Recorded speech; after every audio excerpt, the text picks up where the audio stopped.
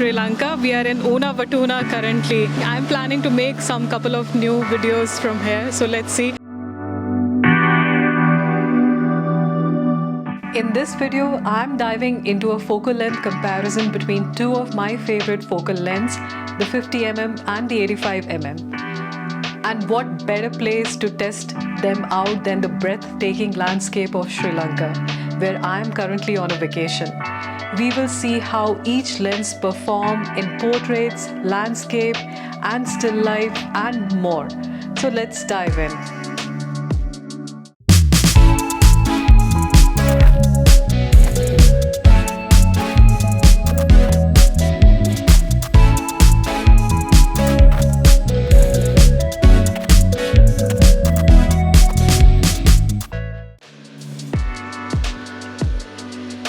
Hey everyone, and welcome back to another video.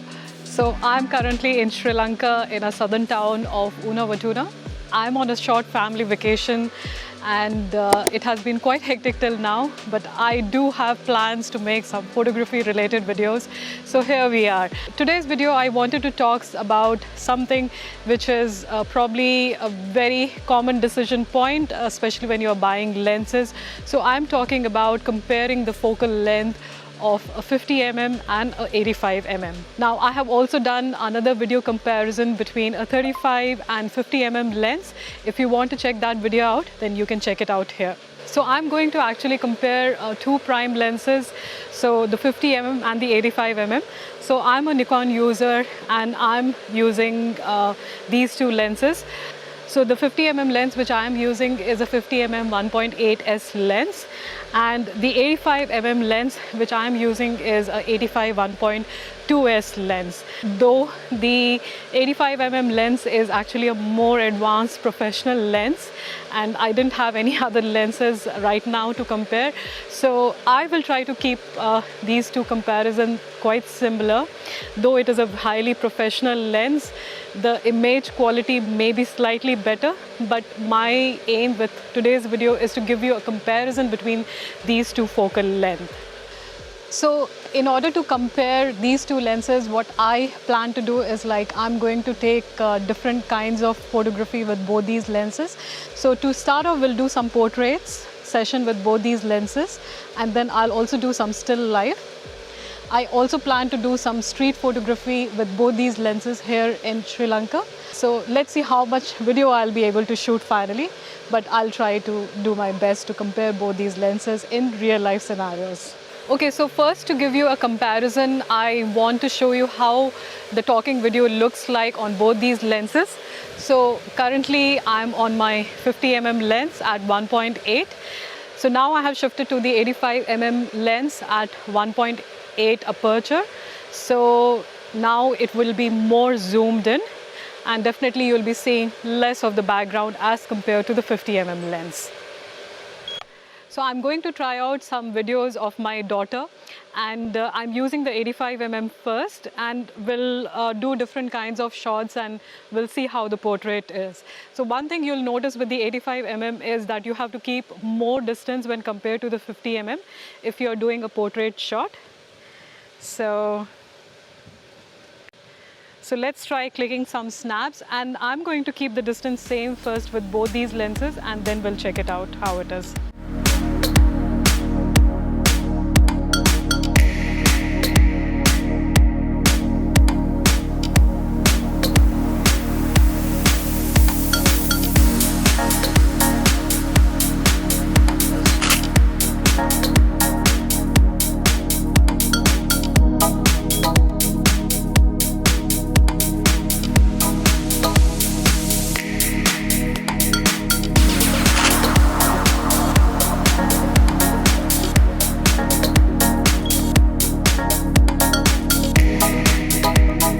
Next, now I have shifted to the 50mm lens, and I have kept the distance same, and I'll take half body shots with this lens and we'll see how the results are. So I want to focus a little bit on the bokeh and see how the bokeh is different from both these lenses, for both these lenses.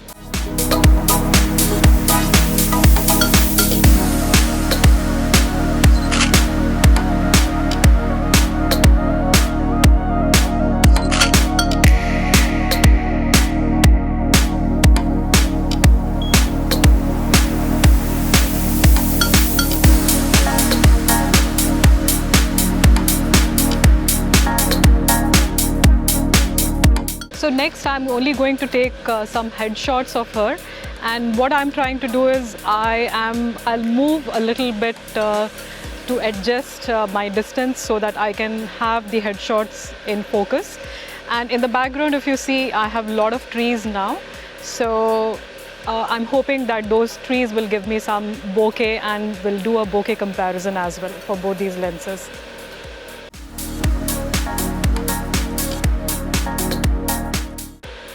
So I just want to focus on her headshots now.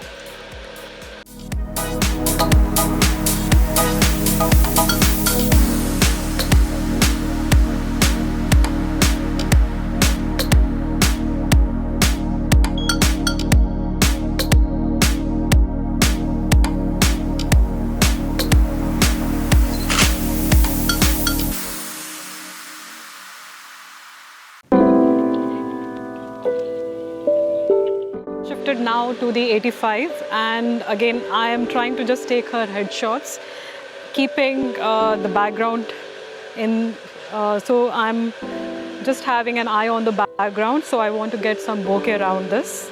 For portraits, the 50mm lens offers a natural perspective, making it great for environmental portraits where you want to include some background, while the 85mm lens I felt provides beautiful subject isolation with creamier bokeh, perfect for professional looking headshots.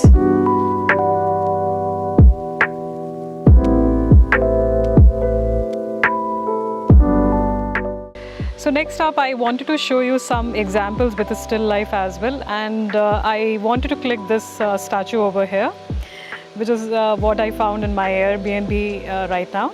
So the reason why I want to show you is like show you some of the distortion with a still life, and also how the bokeh renderation is. So this is the footage using an 85mm lens, and I had to move slightly behind. It doesn't focus very close, so you will have to maintain some distance between you and your subject. So let's click some snaps with the 85. When it comes to bokeh rendition, I was surprised to see that even at the same aperture 1.8, the bokeh rendition for both these lenses are different. 85mm has softer, more diffused bokeh when compared to a 50mm.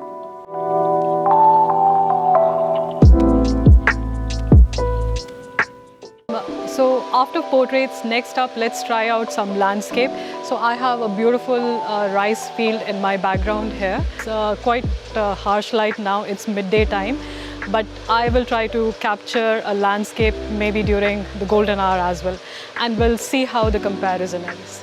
So with a 50mm lens, you're going to get a wider perspective, though none of these lenses are actually landscape lenses. So for capturing landscape, you'll have to go something very wide, probably 14mm to 20mm could be ideal. But I wanted to show you, is it really possible to capture landscape with these two lenses as well?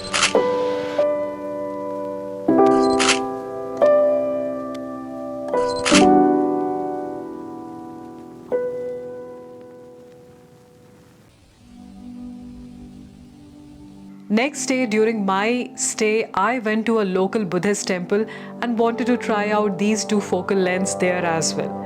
There was this huge Buddha statue and I wanted to capture this.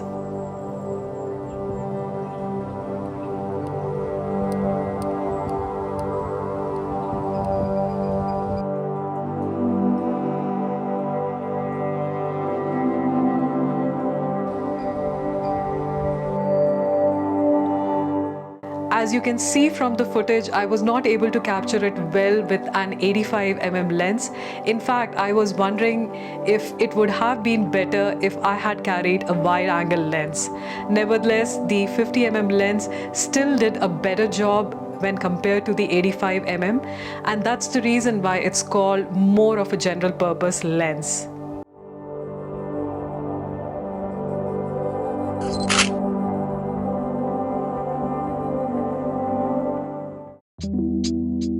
Next, on our way back, we came across this beautiful lake with lots of duck, and I tried the lenses here as well.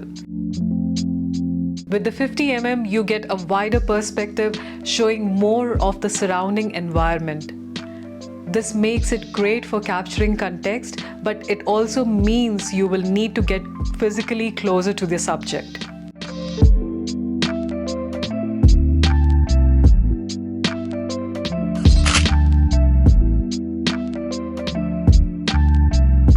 On the other hand, the 85mm provides a tighter frame, allowing for a better subject isolation and background compression without needing to be close enough.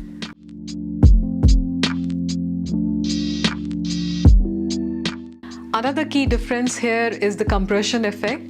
The 85mm lens flattens the background more, making the duck stand out with a beautifully blurred backdrop. Meanwhile, the 50mm retains more depth, making it feel more immersive. This is especially useful if you want to tell a broader story about the environment the subject is in.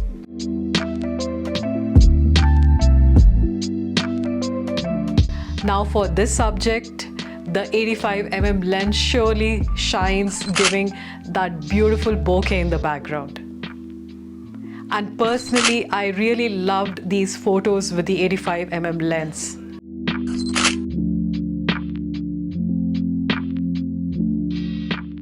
So I wanted to do a kind of a distortion comparison. Now, because 50mm lens is slightly wide angle lens, and actually it's more of a standard lens, there will be very less, probably very minimal distortion you'll be seeing, say when compared to a wider angle lens like a 24 or a 20mm lens. But definitely when compared to 85mm lens, there will be no compression, and when you go on zooming now the focal length, the compression factor actually kind of increases, and your subject will look more compressed when compared to the background.